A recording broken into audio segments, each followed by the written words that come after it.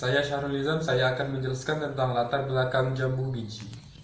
Indonesia sebagai negara beriklim tropis menghasilkan banyak jambu biji atau Psidium guajava, tetapi sampai saat ini yang menjadi masalah yaitu bagaimana proses pasca panen agar jambu biji tidak cepat busuk sehingga memiliki kualitas dan kuantitas yang tinggi. Jambu biji merah atau Psidium guajava merupakan jenis buah tropis yang keberadaannya sulit digantikan dengan buah-buahan lainnya, karena jambu biji merah memiliki kandungan yang sangat dibutuhkan oleh manusia, terutama vitamin C. Penting adanya penanganan pasca panen pada jambu biji merah atau Psidium guajava, yaitu salah satu contohnya melakukan penelitian mengenai distribusi suhu buah jambu biji merah selama pendinginan pada hydrocooler dengan membandingkan berdasarkan tingkat kematangan yang berbeda, yaitu matang optimal, matang, dan matang berlebihan. Selanjutnya, saya Uli Aziza, saya akan menjelaskan penanganan pasca panen jambu biji, terutama teknologi pasca panen hydrocooler. Buah jambu biji merupakan golongan buah klimaterik, sehingga laju respirasinya akan terus meningkat seiring matangnya buah tersebut, yang mengakibatkan susut bobot buah akan semakin menurun. Nah, bagaimana cara agar jambu biji tidak rusak setelah dipanen? Maka diperlukan penanganan pasca panen yang baik, sehingga jambu biji masih dalam keadaan yang layak untuk dikonsumsi oleh konsumen, dan dapat diolah menjadi produk makanan atau minuman seperti jus jambu biji. Hydrocooler merupakan salah satu teknologi pasca panen untuk mendinginkan produk setelah panen. Pendinginan menggunakan air dingin dan buah diatur dalam wadah, lalu disemprot dengan air sprayer. Hydrocooler bertujuan untuk memperlambat respirasi sehingga mempertahankan kualitas buah jambu biji.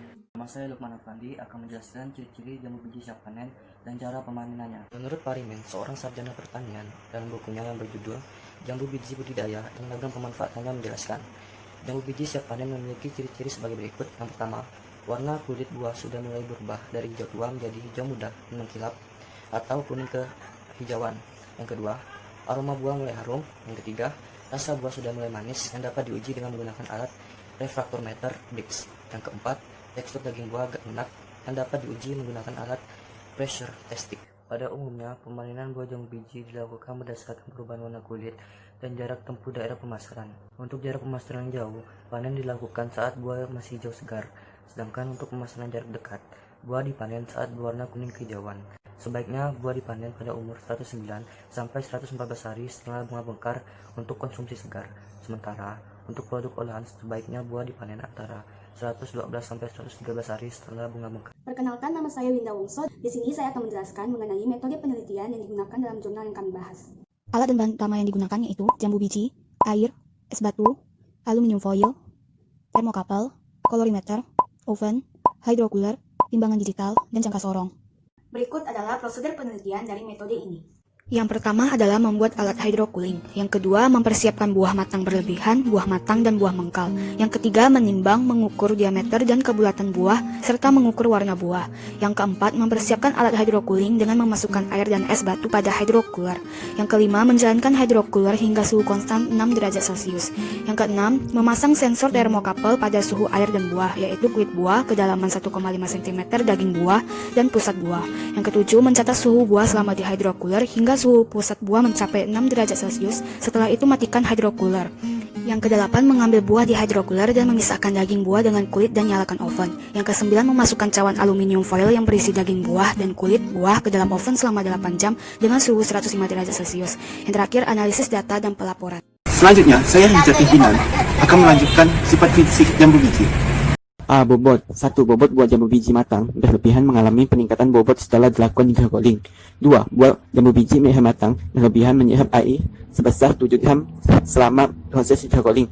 3. Perubahan bobot di mana menyerap air sebesar 5 gram selama proses hydrocooling. Akan tetapi untuk buah jambu biji merah mengkal tidak mengalami menyerap air selama proses hydrocooling. B. Diameter dan kebulatan. 1. Dari pengukuran geometri mean, diameter pada buah jambu biji merah matang berlebihan matang dan mengkal didapat secara berturut-turut 6,42 cm, 64,2 cm, dan 644 cm. 2.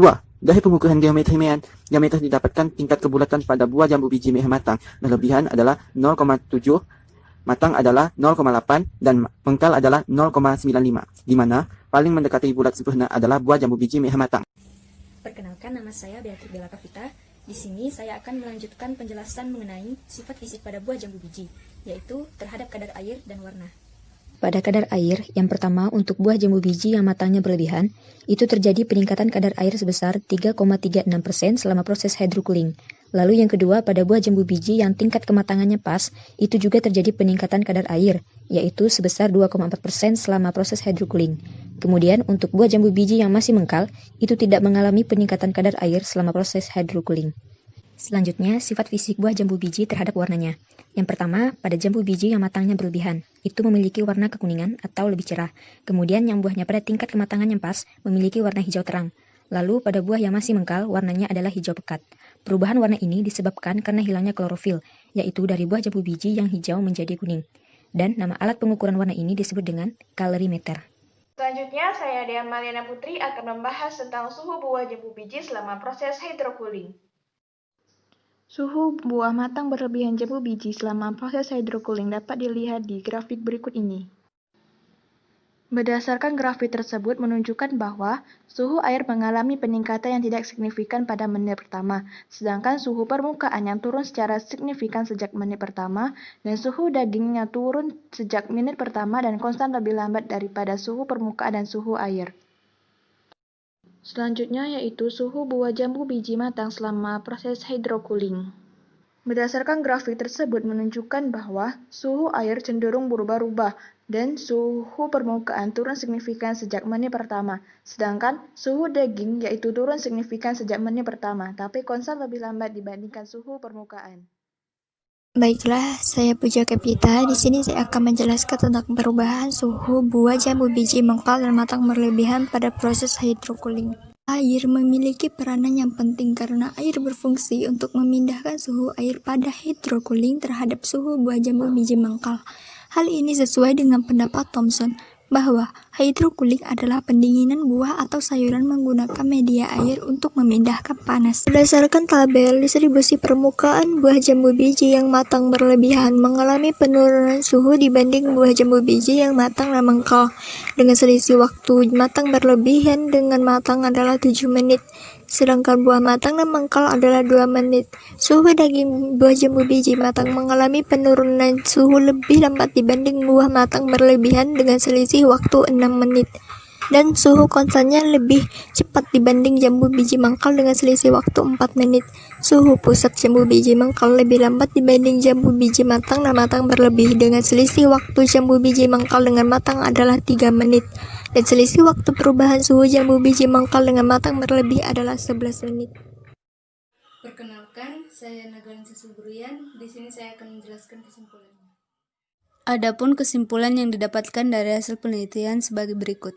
Yang pertama, distribusi suhu permukaan buah jambu biji merah matang berlebihan mencapai suhu konstan 6 derajat Celcius lebih cepat dibandingkan dengan suhu permukaan buah jambu biji merah matang dan mengkal. Yang kedua, distribusi suhu daging buah kedalaman 1,5 cm jambu biji merah matang mencapai suhu konstan 6 derajat Celcius lebih lambat dibandingkan jambu biji merah matang berlebihan, namun jambu biji merah mengkal lebih lambat dibandingkan keduanya. Yang ketiga, distribusi suhu pusat buah jambu biji merah mengkal mencapai suhu konstan 6 derajat Celcius lebih lambat dibandingkan dengan suhu pusat buah jambu biji merah matang dan matang berlebihan.